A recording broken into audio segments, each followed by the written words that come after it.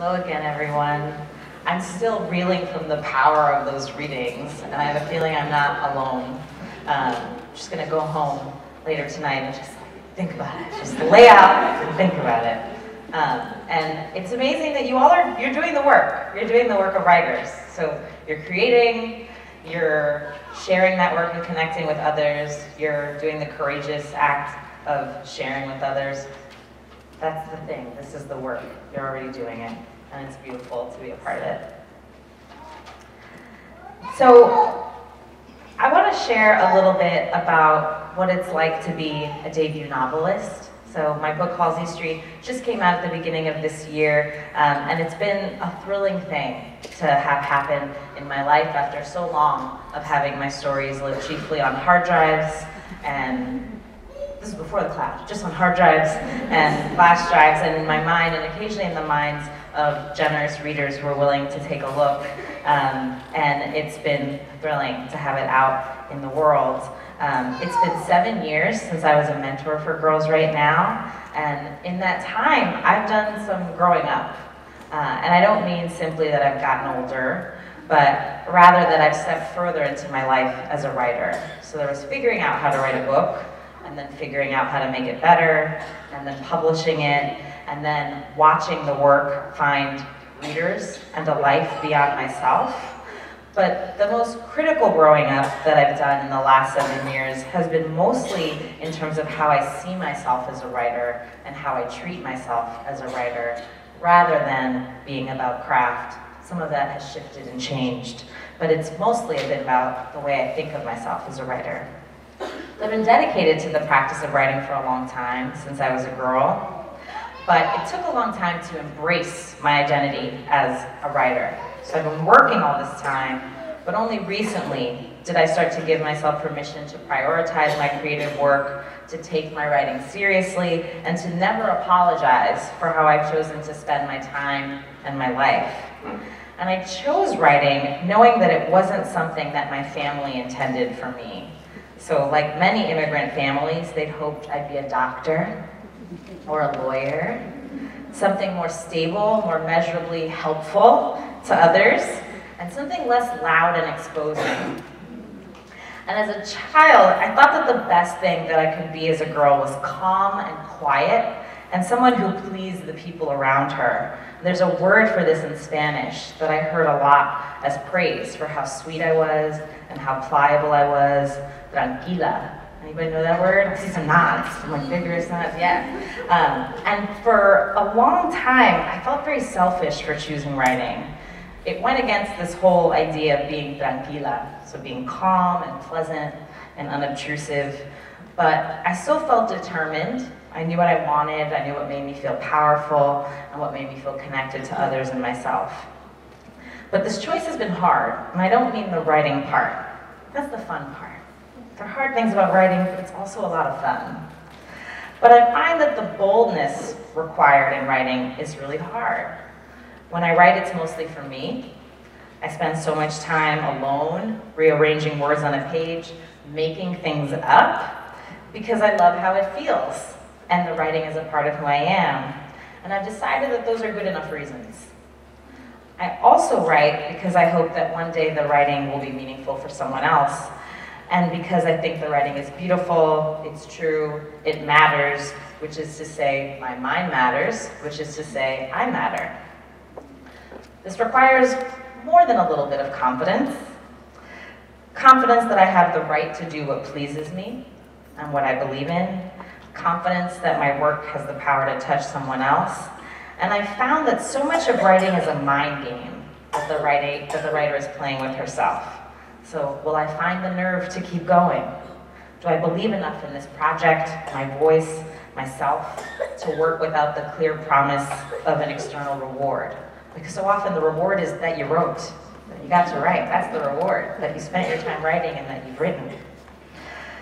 And in my own writing life, I've been lucky to have other women push me to cultivate the necessary confidence. So women like my mentor, Christina Baker Klein, a novelist who told me I was ready to start writing a book when I said, one day I'm going to write a book. She said, why not now? And I said, because one day I'm going to write that book. she told me to start, and I said, okay. Other women, like my beloved aunt, Maida Urenya, who's here, and who's always believed in me as a person first. My friend, the writer Megan Flaherty, my team at Little A, Vivian Lee and Morgan Parker, and Kristen Lunghammer, and so many others. And these are women who have said to me, keep going. And I find often that it's the confidence of our collective that holds us up much of the time, and that reminds us to invest in ourselves. One of the gifts of Girls Right Now is the seriousness with which we treat the voices young women already have, and the work of writing. I said before that Yvonne did a lot to encourage me, and that wasn't just a sweet thing to say, because it's nice when there's mutuality, but it's true.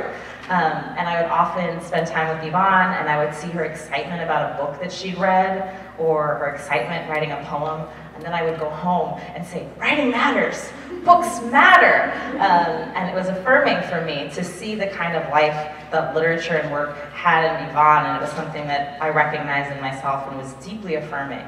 And so I was grateful for that, and grateful that we could share that. And I think that there's something really radical about encouraging young women to spend time with their own minds, and to affirm the impulse that so many of us already have, to create and to shape culture and to speak and to make things.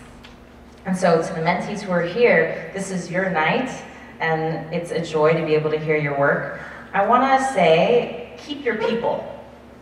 So even though you're no longer formally affiliated with Girls Right Now, I want to encourage you to keep the relationships that you form here with people who will encourage you and push you and affirm the value of the work you're doing, whichever relationships those might be, whichever ones they might be that you want to keep. And go find your people. Go find some other people who want to share in the work with you as you move forward, and who will remind you that although writing is often solitary, writers don't have to go it alone. We need each other. And the writers you keep close to you, I think, will be the ones who remind you to be bold, and who inspire you to embolden others. And you might even hear their voices alongside your own while you're working, telling you to push forward, to keep going, to see what happens if you stick with your writing and with yourself and with the things that you love. So do with that what you will. I want to read tonight just for a little bit from Halsey Street. This is a book that follows two women. One, Penelope, who is a painter who returns to her neighborhood in Brooklyn to find that it's changed because of gentrification, to take care of her father, who's not doing so well.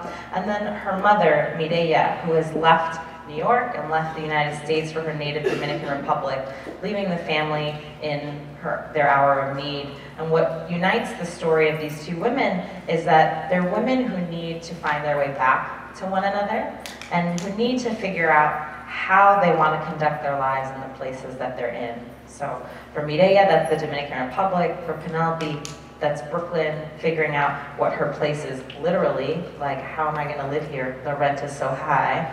But then also how she's going to belong and connect to others and herself. And so this is Penelope on a run in Brooklyn, trying to figure out how she might fit into the changed landscape of a gentrified Bed-Stuy. Penelope left the house just as the evening heat broke into a soft rain. She chose to run along Bedford because the avenue seemed to stretch indefinitely in both directions, as if she could reach Pittsburgh if she kept running west. She went east instead, and then south, crossing the streets as quickly as she could. There were as many liquor stores as ever, and she picked up her speed every time she passed one so she wouldn't hear what the men loitering under the awnings muttered at her. She passed the same half-dozen murals for ODB, for Rosa Parks, for a young father shot and killed before reaching 30. The streets were a mix of apartment buildings with eroding fire escapes and brownstones clustered into blocks of color, a row of tan houses, then red, then chocolate brown, once in a while a house painted bubblegum pink or mint green. Penelope ran past the apartment building on Marcy where they had lived when she was younger, a few games of chess being played in Tompkins Park and the empty bleachers. She saw an abandoned building on Flushing, most of the windows boarded up with planks of wood, the others gaping like cavities in the gutted house. Bottles and black bags of trash formed hills inside an empty lot, closed off by a chain-link fence. An elderly woman sat on a lawn chair, having a beer in the front yard she had covered in astroturf. She seemed unbothered by the rain. Penelope headed back south, intending to return to Green since the rain was picking up, but instead her body propelled her to Lewis Avenue, past a gourmet pizzeria, a one-room bookstore, and a wine bar where the Puerto Rican deli used to be. She stopped to stretch on the corner, right across from the health food store. She'd never seen it before, but of course she knew how to find it. The shop glowed behind a hedge of skinny ginkgo trees. The awning was a deep brown, the color of fertile soil, and above the entrance was the shop name, Sprout, in block letters, the T curling into the leaves of a green shoot. It was like any small upscale supermarket with aisles of canned food and broth in boxes. The produce was arranged in crates under soft spotlights at the front of the shop. Bunches of purple kale and rhubarb, blood oranges, and swollen avocados. Customers crowded around the produce and stood in line before the dry food dispensers, which looked like gumball machines filled with grains and beans and nuts. They stood in line with their Tupperware, occasionally sampling what they were buying, stealing a hazelnut or a handful of muesli. The shop was so bright, Penelope could see the colors of their painted nails, the patterns of their short-sleeved blouses, the glint of the eyeglasses on the men and women. The crack still parted the sidewalk in front of the store. No one had bothered to fill it in. They'd painted over the exterior so that it was lime green now.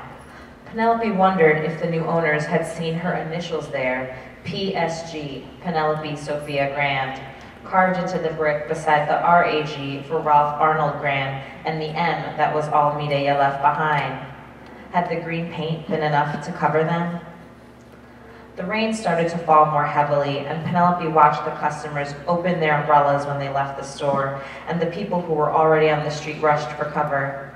A mother pushing her toddler in a stroller, a man mean-mugging at the bus stop and hugging his arms to his chest, two older schoolgirls in YMCA camp uniforms lifting their backpacks over their heads and slurping violent purple porter waters as they exited the bodega, their teeth stained. Penelope could have crossed the street and stood under the awning of Sprout, searching for the letters they had carved and waiting for the shower to pass. She could have seen if the etchings were still there. She could have felt them under her fingers. She decided to run on instead.